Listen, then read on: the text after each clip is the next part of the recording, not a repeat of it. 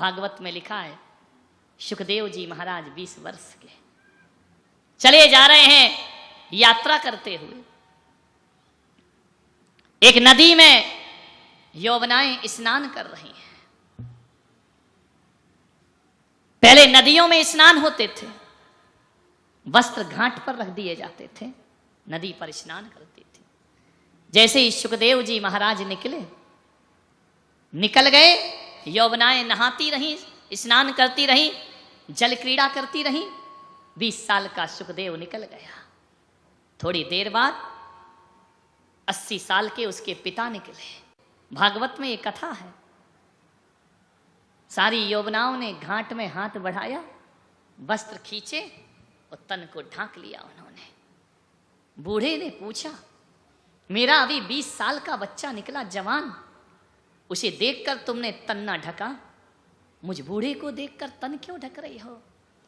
उन्होंने कहा कि तुम जो हमें घूर घूर कर देख रहे हो ना, ध्यान रखिए, 20 साल का जवान जिसका मन खराब नहीं था, 80 साल के बूढ़े, तेरा मन खराब है, इसलिए हमें तन को ढकना पड़ता है, इसलिए हमें वस्त्रों से अपने शरीर को ढांकना पड़ता है। उस दिन कहा गया कि 80 साल का संत वो नहीं पा सका जो 20 साल के सुखदेव जी महाराज जीवन में प्राप्त कर लिया करते। भरी जवानी में उन यौवनाओं ने कहा कि बीड़े 20-80 साल के वृद्ध सन्यासी, यदि तेरी आंखों पर पट्टी होती तो हमें तन ढांकने की जरूरत ना होती, लेकिन तेरे पुत्र में जो नग्न गुजरा है उसके आंखों पे मर्यादा की पट्टी है, इसलिए हमें तन को ढांकने की कोई जरूरत नहीं पड़ी। विचार करिए, क्या ढकना, शरीर है।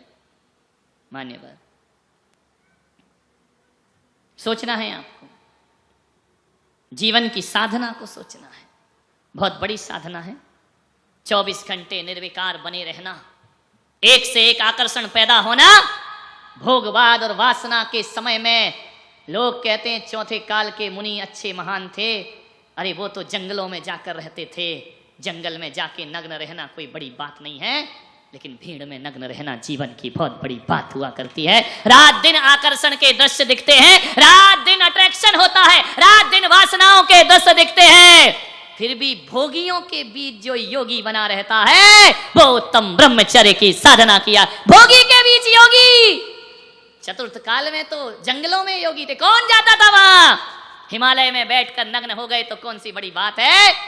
हजारों रूपसियों के बीच भी जिसके मन में विकार पैदा नहीं होता है। इसलिए आचार्यों ने कह दिया, चौथे काल के मुनि जो 1000 वर्ष में तपस्या करके कर्म झड़ाते थे, पंचम काल का मुनि 1 वर्ष में तपस्या करके कर्म को झड़ा दिया करता है। ध्यान रखिए। 80 साल, अभी पिच्छी बदलेगी ना दिवाली पे, ले लो भाई, जो ब्रह्मचर्य लेगा मेरी पिच्छी ले लो। ऐसे उठेंगे, ना मुंह में दांत ना पेट में हाथ, उन्हें ब्रह्मचर्य देने में ही शर्म आ रही हमको। ध्यान रखिए, छूटता नहीं है। इंद्रियों को जीतना बच्चों का खेल नहीं हुआ करता है, ध्यान रखना, बहुत कठिन काम है। और जिसने ब्रह्मचर्य को पाल लिया, जिसने इंद्रियों को जीत लिया, एक बात ध्यान रखना, उसके मन में फिर कुछ नहीं आता। आचार्य विमल सागर जी महाराज जब आशीर्वाद देते थे, देखने वाले को लगता था कि महिला के सिर पे हाथ रख दिया, आदमी के सिर पे हाथ रख दिया, स्त्री को छू लिया, अरे ये तो तुम्हारे भीतर की वासनाएं बोल रही हैं। लेकिन महाराज के हाथ ने जब भी आशीर्वाद का उठा, उन्हें ये पता नहीं चला कि स्त्री का सिर है या पुरुष का सिर है। ये होते हैं उत्तम ब्रह्मचर्य को धारण करने वाले।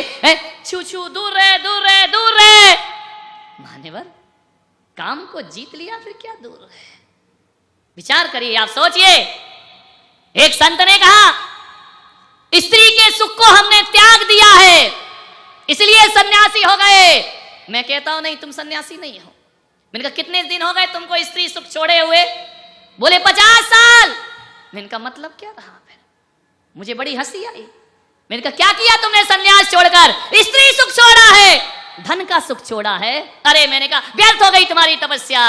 बोले क्यों? मैंने कहा तुमने स्त्री सुख छोड़ा, तुमने धन का सुख छोड़ा, मुझसे पूछो। उन्होंने कहा आप बताएं आपने क्या छोड़ा? मैंने कहा मैंने तो कुछ नहीं छोड़ा। बोले स्त्री सुख। अरे मैंने कहा 60 साल की उम्र होके अभी भी स्त्री में सुख दिखाई दे रहा है?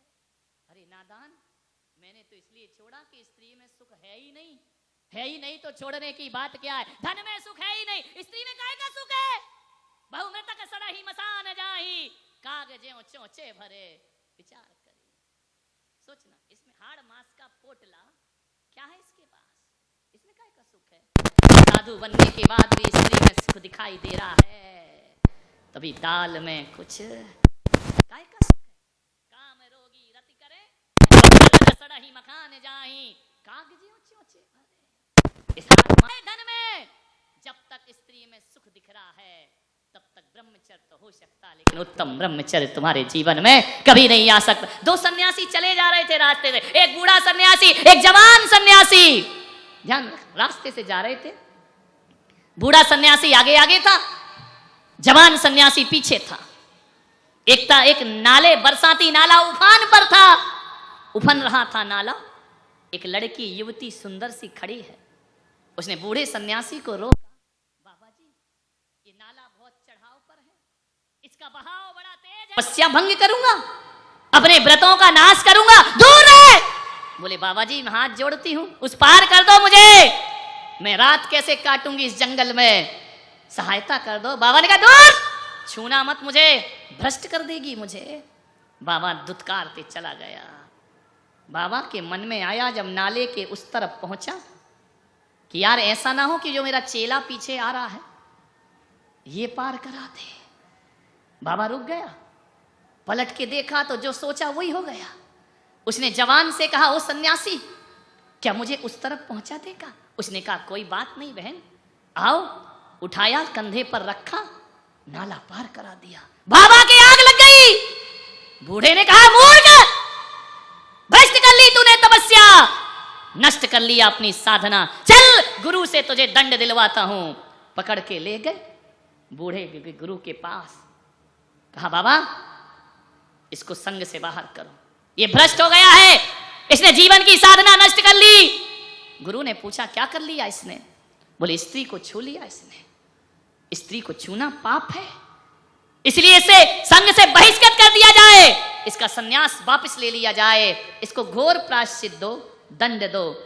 गुरु भी बड़े पहुंचे हुए थे। गुरु ने कहा क्यों रे, तूने स्त्री को छुआ। बोले हाँ गुरुदेव छुआ। बूढ़े से कहा तुमने। बोले मैंने नहीं, मैं तो बिल्कुल पक्का हूं। अच्छा। गुरु ने कहा ऐसा करो बूढ़े सन्यासी, तुम प्रायश्चित ले लो। बोले मैं काहे का प्रायश्चित, पाप इसने किया है, प्रायश्चित मैं ले लूं। बूढ़े ने कहा मुझे लगता है कि इसने पाप नहीं किया, पाप तुमने ज्यादा किया है। बोले मैंने काहे का पाप किया। अरे बोले ये तो बेचारा उस युवती को उठा के लाया और उसी किनारे दूसरे ला करके छोड़ दिया, लेकिन बूढ़े बाबा ये तो वहीं छोड़ आया, तुम अभी तक अपने दिमाग में बिठाए हुए उसे, यानी अभी तुम साधना में सफल नहीं हो, अभी तक तुम्हारे कंधे पर बैठी है, बाहर से छोड़ दिया, भीतर से तो बिठाए हो, डर किस बात का। ध्यान रखिए मान्यवर, ब्रह्मचर्य बाहर की चीज नहीं, ये तो भीतर की चीज हुआ करता है। इसका मतलब ये नहीं कि कल से तुम मेरे पैर छूने लगो, पैर पकड़ लो, हाथ रखवाने लगो, नहीं, मैं बात कुछ और कह रहा हूं। ये तो परंपराएं हैं, परंपराओं में कुछ नहीं रखा है, ध्यान रखिए। इसका मतलब ये नहीं कि कल से तुम लाइन लगाओ, नहीं, एक व्यवहारिकता, लोक व्यवहार। मैं ये नहीं मानता हूं कि कोई स्त्री ने पैर छू लिया तो बहुत बड़ा पाप कर लिया। मैं तो कहता हूं दिगंबर संत और भगवान की प्रतिमा बेश्या भी छुएगी तो गलत भाव से नहीं छू सकती, वह तो भक्ति भाव से ही छुआ करती है, पूज्यता के भाव से छुआ करती है। लेकिन हम नहीं छुलाते हैं, ये लोक व्यवहार है, इससे धर्म का कोई संबंध। जो छुलाते हैं वो भी निर्विकार हैं, जो नहीं छुलाते हैं वह भी निर्विकार है, ध्यान रखिए। लेकिन कभी कभी लोक व्यवहार की व्यवस्था होती है, उसका भी हमें ध्यान रखना पड़ता है। संत वही होता है जो निश्चय का भी ध्यान रखता है और व्यवहार का भी ध्यान रखता है, ध्यान रखिए। वही अपने जीवन के लक्ष्य को प्राप्त करता है। भीतर की वासनाएं मरना चाहिए। एक बालक और एक संत में इतना ही अंतर होता है। एक बच्चे में वह भी नग्न रहता है, मां की गोद में लेटा रहता है, किसी बच्चे को देखकर किसी को विकार आते नहीं। रामचंद्र जी ठुमक चलत रामचंद्र बाजत पैजनिया, बदन पे कपड़े नहीं है, लेकिन पैरों में पाजेब बंधी हुई है, कमर में करधनी बंधी है। कागे के भागे बड़े सजनी, हरी हाथ से ले गयो माखन रोटी। श्याम छोटे से ठुमक ठुमक चलते हैं। कितना प्यारा वह रूप लगता है उस बच्चे का, निर्विकार नग्न अवस्था। कोई विकार नहीं होते बच्चे के भीतर। एक दिगंबर संत, जैन संत और भी संत और एक बच्चे में इतना ही अंतर होता है कि बच्चे में अभी विकार पैदा नहीं हुए हैं और संत विकारों को पैदा नहीं होने देता है। यही दोनों की जिंदगी हुआ करती है। ऐसा निर्विकार जीवन संत का संकल्प है कि विकार पैदा नहीं होने देंगे, और बच्चे में अभी विकार पैदा हुए नहीं। दोनों का जीवन, इसलिए हमको कहा है यथा जात रूप बालकवत मुद्रा होती है। विचार करिए, ये वासना का भेष नहीं, ये साधना का भेष हुआ करता है। तीनों लोकों के देवी देवता तक इस मुद्रा को प्रणाम किया करते हैं। मान्यवर, समझना है आपको, वासना क्या देती है? कुछ नहीं देती। क्या मिलता है उससे? सोचा करता हूं भोगों से बुझ जावेगी इच्छा ज्वाला। परिणाम निकलता है लेकिन मानो पावक में घी में, अग्नि में घी डालोगे तो आग बुझेगी या जलेगी? जलेगी, ध्वस्त कर देगी जीवन को। मान्य सोचना है। ब्रह्मचर्य की साधना। एक व्यक्ति ने मुझसे पूछा, महाराज आपने संसार को भोगे बिना कैसे छोड़ दिया? मैंने कहा क्यों? बोले आपको क्या मालूम कि भोग बुरे हैं? जब भोगे ही नहीं है तुम क्या जानो बुरे हैं कि अच्छे हैं? तो बिना अनुभव किए आप तो इंद्रियों का दमन कर रहे हैं, शमन नहीं कर रहे हैं। आपको क्या मालूम कि स्त्री अच्छी है कि बुरी है? आपको क्या मालूम पत्नी कैसी होती है? मैंने कहा मुझे तो नहीं मालूम, मैं तो बचपन में ही आ गया छोटे से में। तो बोले फिर आपका त्याग नहीं है। त्याग तो बाबा जियों का है कि इन्होंने सब जाना, देखा, भोगा। बोले अब ये अच्छे हैं। आपको क्या मालूम कि पैसा खराब है? आपको क्या मालूम भोग बुरे हैं?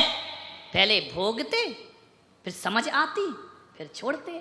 मैंने कहा ऐसा यदि मैं करता तो शांतिलाल बड़जात्या बन जाता। उन्होंने तो सब देख लिया, मुनियों का साथ सब कुछ देख लिया, कई महाराजों की दीक्षा करा दी। अपना नंबर कब आएगा बाबूजी? विचार। अच्छा अभी नहीं, विचार कर। समाधि अब बचाई क्या समाधि? विचार करिए, सोचना है। एक बात बताओ, ये तर्क है कि जा आपने यदि रसगुल्ला नहीं खाया तो कैसे कह रहे हैं रसगुल्ला खराब है? पहले खाओ फिर बोलो, पहले गृहस्थी बसाओ फिर बोलो कि गृहस्थी बेकार है, अब मैं सन्यास लेता हूं। तर्क देते हैं लोग मुझे। मैंने उस आदमी से एक तर्क दिया, बस आप भी सुन लीजिए, काम आएगा। मैंने कहा किसी चीज को जानने के लिए भोगना जरूरी है क्या? बोले हाँ, ठंडा पानी गर्म छूकर भोग कर ही तो पता पड़ेगा ना, दूर से कैसे पता कर लेंगे? मैंने कहा एक बात बता, तूने कभी जहर खाया है? समझ गए क्या? बोले नहीं खाया। तो मैंने कहा तुझे कैसे पता कि उसको खाने से मर जाते हैं? बोल, पहले भोग, उसके बाद कहना कि आज के बाद जहर नहीं खाऊंगा। बोल कभी जहर खाया? बोले कभी नहीं खाया। और मैंने कहा यदि तो रात में भी कोई खिलाए नहीं खाऊंगा। मैंने कहा जहर से इतनी नफरत क्यों है तुझे? तुझे क्या मालूम, लोगों ने कहा होगा, तुझे तो नहीं मालूम ना कि जहर से मरते हैं। बोले मेरा विश्वास है। मैंने कहा कैसा विश्वास है? जब तूने खाया नहीं, भोगा नहीं, कैसे कह रहा जहर से लोग मर जाते? मैं तो नहीं मानता। जैसे तू नहीं मान रहा ना बिना भोगे त्याग क्यों किया, मैं भी नहीं मानूंगा बिना जहर खाए जहर का त्याग क्यों किया। बोले महाराज जहर खा लूंगा तो त्यागने लायक बचूंगा कहाँ? मैंने कहा मैं अभी संसार भोग लूंगा तो फिर छोड़ने लायक बचूंगा कहाँ? ध्यान रखिए मान्यवर, हर चीज की अनुभूति की जरूरत नहीं हुआ करती है। कुछ मैंने कहा तूने कैसे जाना कि जहर से मरते हैं? बोले मैंने बहुतों को मरते देखा है। मैंने कहा बस बेटा, मैंने भी भोगों में बहुतों को फंसते देखा है, इसलिए अपना दामन मैंने बचा लिया। इसीलिए मैं अलग हो गया कि एक बार फंस गए, गई भैंस अब तो यही कहते रहोगे समाधि करा देना हमारा।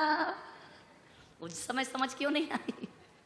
ध्यान रखिए, विचार करना है। भोग बुरे भव रोग बड़ा में, बैरी हैं जग जी के। एक बार ये भोग की लत लग गई, छूटती नहीं है रे भाई। संसार दर्शन का चित्र देखा होगा ना, लटका है डालियों को पकड़ करके। रात दिन रूपी चूहे डालियों को काट रहे हैं। मौत का हाथी पेड़ हिला रहा है।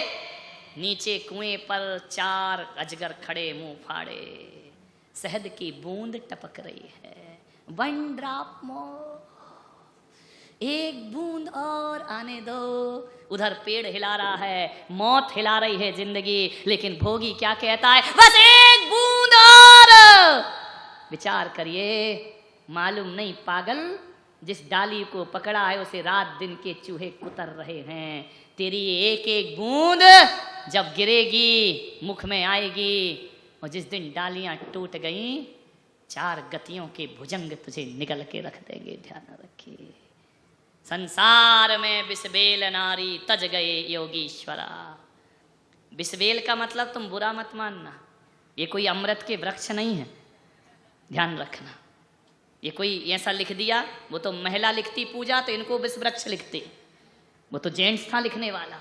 और भगवान जाने धानत राय की उस दिन बीवी से झगड़ा हुआ था, क्या हुआ था, पूरी भड़ास निकाल के रख दी। सारी गालियां स्त्रियों को दे दी, हर ग्रंथ में स्त्रियों की बुराई, क्योंकि स्त्रियों को ग्रंथ लिखने का अधिकार नहीं था। यदि स्त्रियां लिखती तो आदमी को इतनी गालियां बकती। इनको बिस्बेल बनाने वाला तो ये विष का वृक्ष ही। ध्यान रखना, एक बात याद रखना, 96,000 रानियां एक चक्रवर्ती में तृप्त हो जाती हैं, मगर एक चक्रवर्ती 96,000 में तृप्त नहीं हुआ करता है। बोलो बिस्बेल ये है या विष का वृक्ष ये आदमी है? सोचिए, एक रानी 2 राजा नहीं रख सकती, लेकिन एक राजा 3-3 रानियां रख लेता है। कौन है बिस्बेल, तुम हो या ये है? विचार करिए, सोचना है आपको। रावण की 10 शीश और 20 आंखें।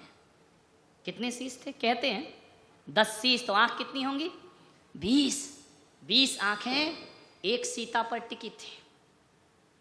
तुम्हारी 2 आंखें, याद करो, अब शर्म क्यों आ रही?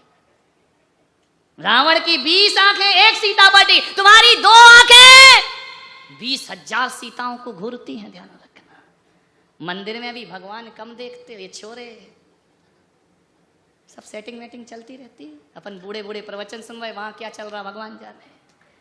मैं तुझसे मिलने आई मंदिर जाने के बहाने।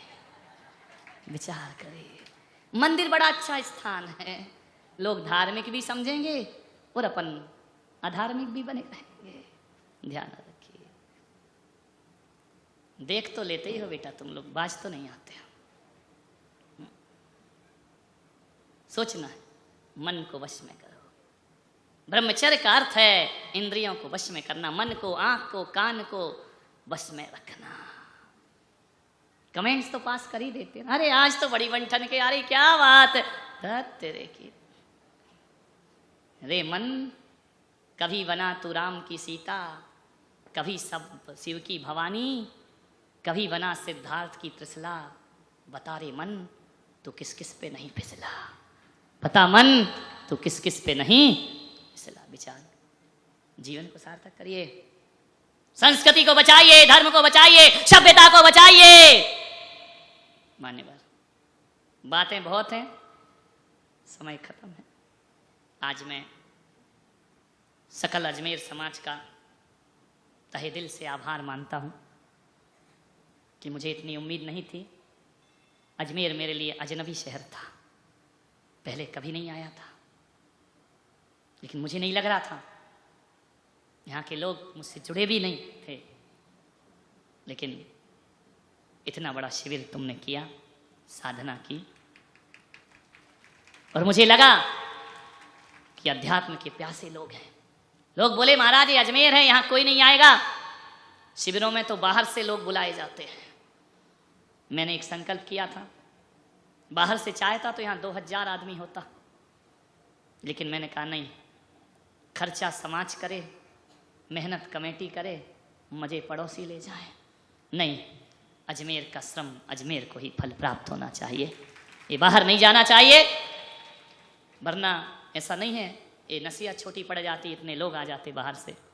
मैं किसी भी शिविर में बाहर के लोग नहीं बुलाता, 2 4 10 आ जाएं, लेकिन मैं ये चाहता हूँ कि यहाँ के लोग जितने भी अभी सांस्कृतिक कार्यक्रम हुए, हमने प्रोफेशनल नहीं बुलाए, आपके बच्चों को तैयार किया, सिखाया। ये लाभ है चातुर्मास का। भले आपको छूट दे दी गई कि घर चले जाओ, आ जाओ, कोई बात नहीं है, छूट होने। बाहर वाले क्यों नहीं, बाहर के लोग को छूट क्यों नहीं दिया? वो जाएंगे कहाँ बेचारे? 1000 किलोमीटर से आए हैं, दिन भर रहेंगे वहीं।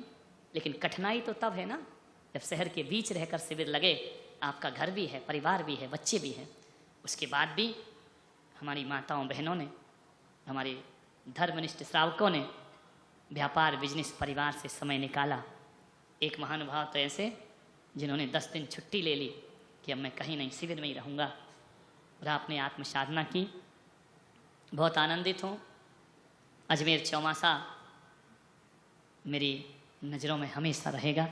आप सबकी तपस्या, त्याग, जो टीम मुझे लेकर के आई, बहुत शंकाएं थी इस टीम के बारे में लोगों को, तुम्हारे ही लोगों को थी, बाहर के लोगों का तो छोड़ो, तुम्हारी समाज को।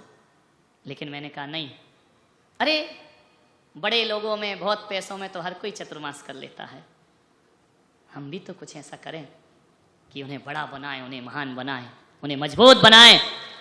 नहीं मिलता चांद ना मिले, लेकिन तो हम तो वो यशोदा मैया हैं जो थाल में चांद दिखा करके चांद का दीदार करा दिया करते हैं।